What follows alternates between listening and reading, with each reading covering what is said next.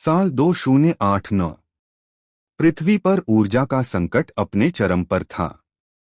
लोग अब आसमान की तरफ देखने लगे थे, उम्मीद में कि शायद कोई नई दुनिया, कोई नया रास्ता मिले। इसी दौरान नासा की एक टीम ने अल्फा सेंटोरी तारामंडल से एक अजीब रेडियो सिग्नल पकड़ा। सिग्नल बार बार दो शब्द दोहरा रहा था, हेल्प, अर्थ। पहले सबको लगा कि ये किसी उपग्रह की गड़बड़ी है, लेकिन डॉक्टर आरव मेहरा, जो मिशन के प्रमुख वैज्ञानिक थे, उन्होंने कहा, अगर ये सिग्नल सच है तो इसका मतलब है कि कोई हमें पहचानता है, कोई हमारी भाषा बोलता है। आरव की टीम ने उस सिग्नल के स्रोत की दिशा में एक ड्रोन शिप प्रोमीथियस 9 भेजा। 6 महीने बाद जब जहाज सिग्नल की दिशा में पहुंचा तो उसने जो तस्वीरें भेजी वो किसी को समझ नहीं आईं। एक बड़ी परछाई जो एक ग्रह के चारों ओर घूम रही थी, जैसे कोई मेगा स्ट्रक्चर हो।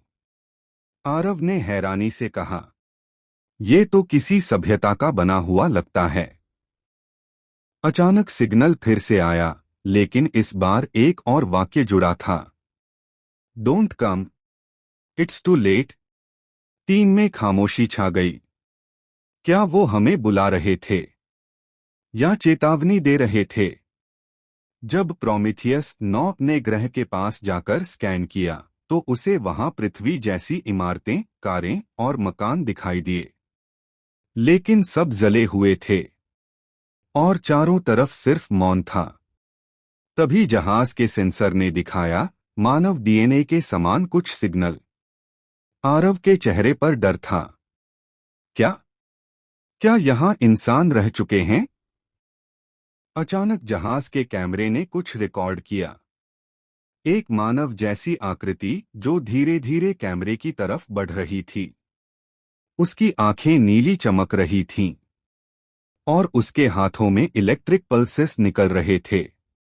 वो आकृति बोल पड़ी, हम तुम्हारे भविष्य से हैं। तुमने जो ऊर्जा हथियार बनाए थे उन्होंने सब खत्म कर दिया।